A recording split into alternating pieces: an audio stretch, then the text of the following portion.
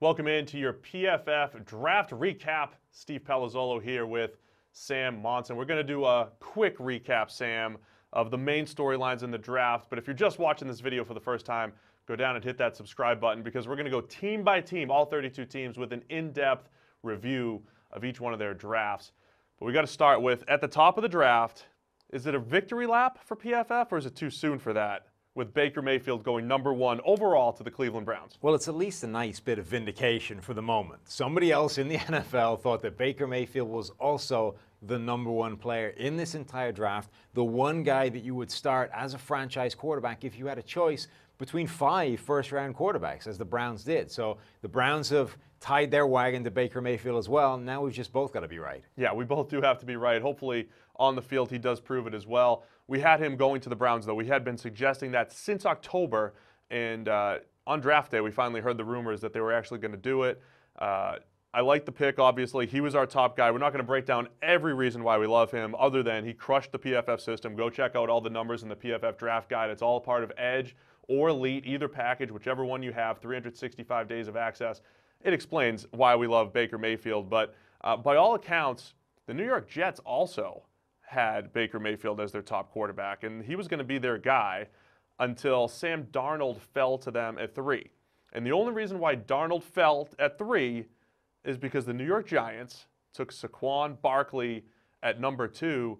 I thought if Baker went #1, it was Darnold for the Giants. I thought that he was going to be their guy, but they went with Barkley instead. This is going to be a 10-year war and discussion between the two New York teams. I mean, this is a franchise-defining decision for the Giants. They elected to pass up the opportunity of drafting Eli Manning's successor. They've said, no, Eli Manning at least has enough years left, or we're going to pass, and we're going to try and take that shot at a later date. We're going to cross that bridge when it comes to it.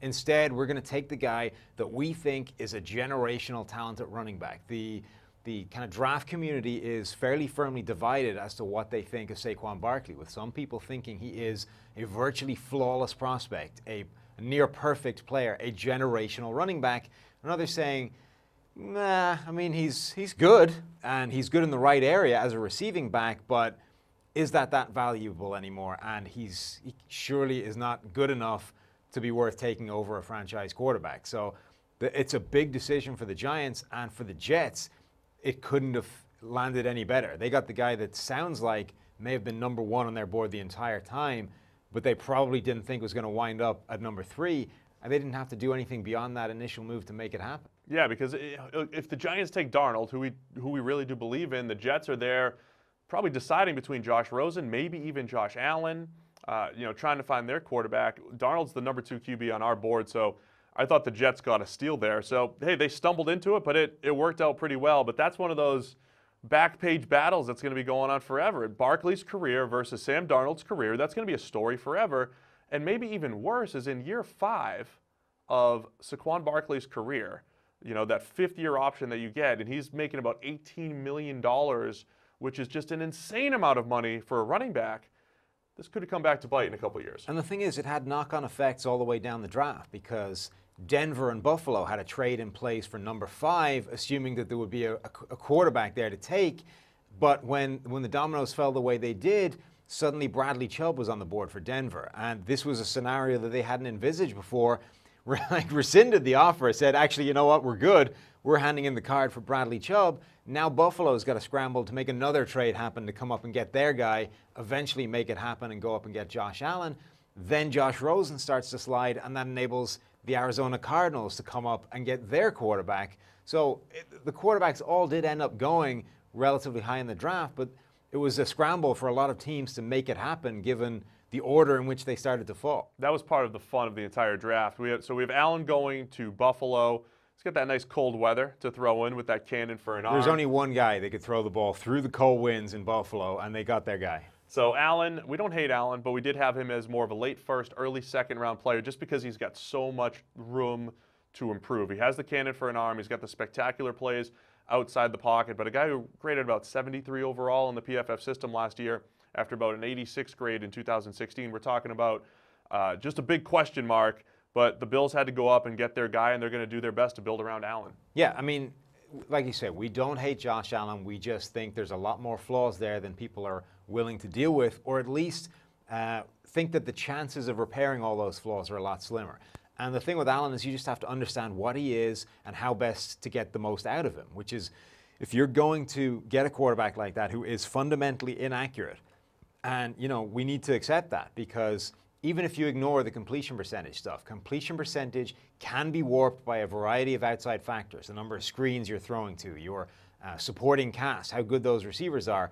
But if you just look at basic ball location, the advanced charting stuff that is in our QB guide, it is in our draft guide, the stuff that you will get as part of Edge and Elite, that stuff has him as incredibly inaccurate across the board. And on the easy stuff, behind the line of scrimmage, on short passes, Allen is inaccurate. So you're going to need to get him doing big-time throws. You're going to need to get him doing well in the red zone, and that's how you turn him into a franchise quarterback. And then we mentioned Rosen going at number 10 to the Arizona Cardinals. I like that fit there. And the Cardinals were in this tough spot, I think, because they really needed a quarterback. We had 3 top quarterbacks that we had in a slightly different tier from the rest of the guys. It was Baker Mayfield, Sam Darnold, and then Josh Rosen. So I think in our world, the fact that the Cardinals, who were sitting at 15 with at least 4 QB-needy teams ahead of them, to get the number 3 quarterback on our board, Josh Rosen, I think that's a steal for them to, get their quarterback of the future and start rebuilding that roster. Yeah, there was a run of teams that weren't going to take a quarterback, and they jumped to the right spot. They jumped to number 10, which was just ahead of Miami, which was the first team that may have taken a quarterback had they been there when they were picking. So I think they made the right move to make. They, Sam Bradford, Mike Glennon in the building already from free agency. They don't need to start Josh Rosen immediately. They can give him time to wait. And I think that's probably a good thing for him because there is a lot of negative to his play as well. There are too many mistakes. He makes too many bad throws. I think if they can eliminate some of the bad from his game, that's going to happen by learning behind a guy like Bradford, who is a fundamentally good decision maker and makes some good, might help him improve his game from the bench. Yeah, so Rosen has the special plays in him as well. Go check out our scouting reports on all these quarterbacks. It's all a part of the PFF YouTube channel. And we've got one more first-round quarterback to discuss. It was Lamar Jackson, the Baltimore Ravens. We had talked about them maybe being kind of this wild card team that should be looking for a quarterback, and they were sitting at 16. They moved back and got tight end Hayden Hurst, and then end of the first round, they come back into the first to get Lamar Jackson at number 32 overall. I love it. I love this move. Well, that's the trend, is get back into the bottom of the first so you get that fifth-year option on a first-round quarterback. And it's particularly important for the Ravens because they're not going to be starting him year one because he's going to sit behind Joe Flacco. They are probably tied to Flacco, or at least contractually tied to Flacco for another year. Whether they end up putting him on the field or not is another matter. But if you're writing off year one, you need to make sure you get that fifth year. I agree. I think this is a great move. He can sit, develop behind Flacco, and it also gives the Ravens a year to essentially design an offense for Lamar Jackson. That's the key. Go check out our Lamar Jackson scouting report because we kind of laid it out. Here's how you design the offense around Lamar Jackson. It's all about working that athleticism in, taking advantage of what Lamar does extremely well. The quarterbacks were truly the story of the first round. I want to talk big picture. A lot of the drafts, as we ranked them as part of our draft grades, were good, average. They were just, expected. It wasn't the greatest draft, top to bottom, but a couple stood out. What was your favorite draft overall from rounds 1 through 7? I really love what the Dallas Cowboys did. I think they made some interesting picks in that they didn't necessarily target positions of obvious need. Leighton Vander Esch in the first round, I really like what he can do as a linebacker. Roquan Smith is the perfect coverage linebacker for today's NFL, and Tremaine Edmonds is the guy that's 19. He's got unlimited upside because he's huge and so young, but Leighton Vander Esch has barely played. We've got one season of play. He's older than those two guys, but he's much younger from an experience point of view, and despite that, he led the nation in defensive stops last year, just flew to the football, reminded me a lot of, rookie NFL Luke Kuechly, and if that's what he is as a young player, if he can learn how to play coverage, learn how to develop and drop into zones, find routes coming in behind him, he could be a stud for that team. And that's what Rod Marinelli wants to do on that, on that defense with the Cowboys, play a little bit more zone, and he's a good fit for it. Connor Williams, tackle out of Texas, was one of our top-ranked tackle prospects. I think they're going to play him at tackle, gives them an excuse to move Lyle Collins back to guard, where he was better than he was as a right tackle. That makes potentially 2 positions on that offensive line significantly better. They also added multiple wide receivers, and we've talked about Cedric Wilson being a steal for them.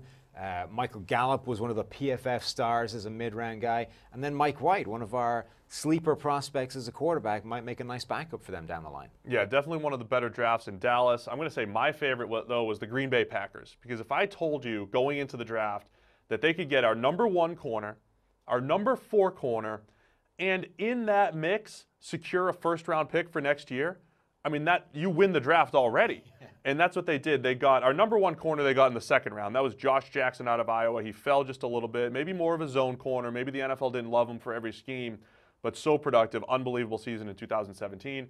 Jair Alexander, their first-round pick, he was our number 4 corner, a little bit undersized, but movement skills, ball skills. The Packers, between needing cornerbacks and then the value matching up and then securing the first-round pick of the Saints for next year in that whole mix, a great start to the draft. And then they capped it out by just getting a bunch of intriguing, big, speedy wide receivers. Jamon Moore out of Missouri, Marquez Valdez-Scantling out of UCF, and then Equinemius St. Brown out of Notre Dame. Especially St. Brown and Moore both have chances to become, the next big play star with the Green Bay Packers and Aaron Rodgers at quarterback. I just love it. It's all about the pass game in the NFL, and it was like the Packers were just like, this is it. Pass game on offense, pass game on defense. That's what we're doing. They also added Cole Madison, offensive tackle from Washington State. And typically the league takes a look at Washington State offensive tackles and said, you know what, you're going to be a guard at the next level. We don't trust you and your short little arms playing out there. You're going to move inside. But I think the Packers might use him at tackle, have him as a David Bakhtiari style of player who is extremely good as a pass blocker, not as good a run blocker, but that's what his strength is. You know how good the Packers draft is? They had got so much value everywhere else. I ignored the fact that they drafted a punter and a long snapper in the same draft. That's how good the Packers draft was. Everywhere else was outstanding. That's your 2018 NFL Draft Recap. Be sure to subscribe for a lot more, including breakdowns on all 32 NFL team drafts.